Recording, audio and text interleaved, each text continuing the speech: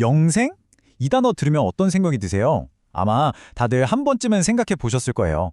오늘은요, 이 영생이라는 게 단순히 영원히 사는 것이 아니라 언약 안에서 하나님과 함께 누리는 생명이라는 어쩌면 조금은 다른 관점에서 한번 이야기 나눠보려고 합니다.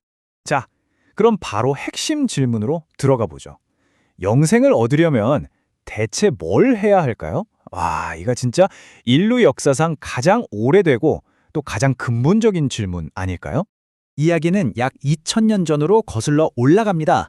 세상 모든 걸 다 가졌는데도 뭔가 채워지지 않는 그 마음의 갈증 때문에 한 부자 청년이 예수님 앞에 무릎을 꿇었어요. 그리고 바로 이 질문을 던집니다. 우리의 이야기는 바로 여기서부터 시작됩니다. 자, 여기서 우리가 제일 먼저 그리고 확실하게 짚고 넘어가야 할 오해가 있습니다. 많은 분들이 영생 하면 그냥 안 죽고 오래오래 사는 거라고 생각하시거든요. 근데 성경에서 말하는 영생, 헬라어로 조에라고 하는 건요, 단순히 시간의 길이가 아니에요. 이건 하나님의 생명, 바로 그 생명에 우리가 참여하는 거고 그분의 다스림 안으로 들어가는, 말 그대로 삶의 질 자체가 완전히 바뀌는 걸 의미합니다. 이 청년의 질문을 한번 잘 들어보세요. 내가 무엇을 해야 영생을 얻습니까? 여기에는 아주 중요한 전제가 깔려 있죠. 뭐랄까, 마치 저울 한쪽에 제 선행을 막 쌓아 올리면 반대쪽에서 영생이라는 보상이 딱 하고 주어지는 그런 거래 관계로 생각했다는 거예요. 그런데 예수님의 대답이요, 이 청년의 생각의 틀을 그냥 완전히 박살내버립니다. 내가 뭘 해야 하나요? 라는 인간의 행위에 대한 질문을요, 선한 분은 오직 하나님 한 분뿐이다 라고 말씀하시면서 하나님의 절대적인 선하심이라는 차원으로 확 끌어올리시는 거죠. 바로 여기가 대화의 흐름이 완전히 바뀌는 지점입니다. 그럼 대체 인간의 선과 하나님의 선이 어떻게 다르다는 걸까요? 우리가 보통 착한 일이라고 생각하는 건 되게 상대적이잖아요. 내 행동에 따라서 평가가 달라지고요. 하지만 하나님의 선, 히브리어로 토부라고 하는 건 그런 차원의 이야기가 전혀 아닙니다.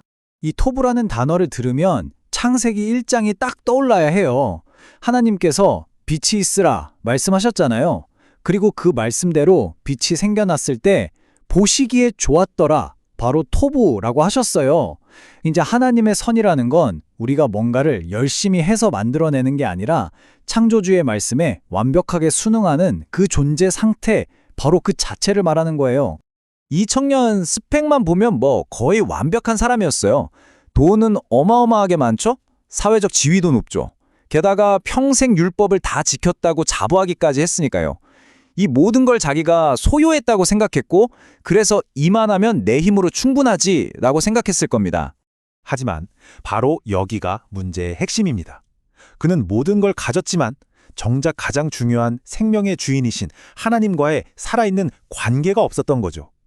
율법을 지키는 행위는 있었을지 몰라도 그 율법을 주신 분과의 진짜 사귐은 없었던 거예요. 사실 하나님께서 우리에게 진짜로 원하시는 건요, 어떤 거래나 보상이 아니에요. 그분이 원하시는 건 바로 이거죠.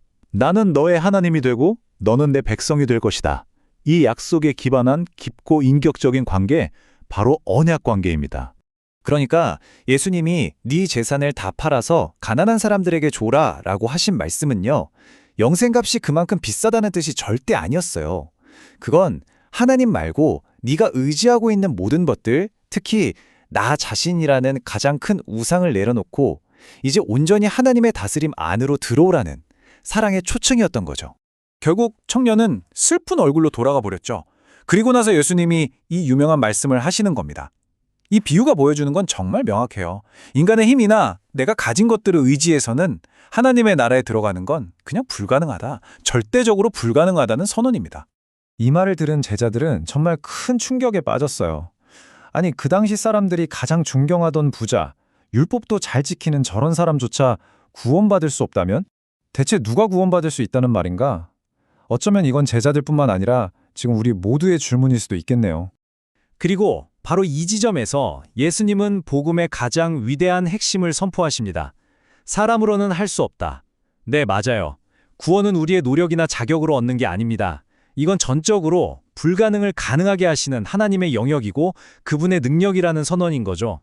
자, 그럼 정리를 한번 해볼까요? 영생은요, 우리가 선한 일을 막 해서 얻어내는 트로피 같은 게 아니라는 겁니다.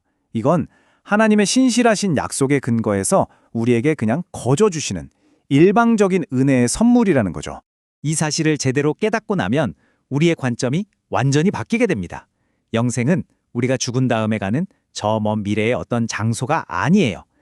그게 아니라 바로 오늘, 지금 여기서부터 하나님과 함께 시작하는 현재 진행형의 실제, 미렐리티라는 겁니다.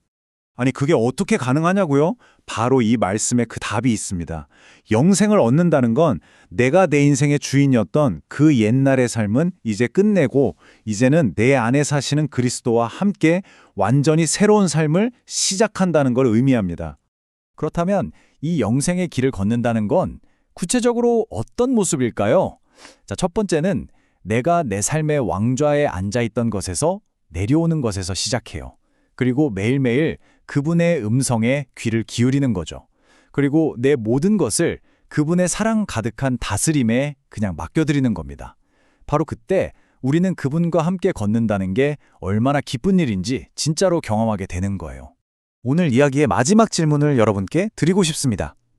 여러분에게 영생은 언젠가 도달해야 할 저 멀리 있는 목적지인가요? 아니면 바로 오늘 내 안에 그리스도와 함께 숨쉬면서 시작되는 생생한 여정인가요?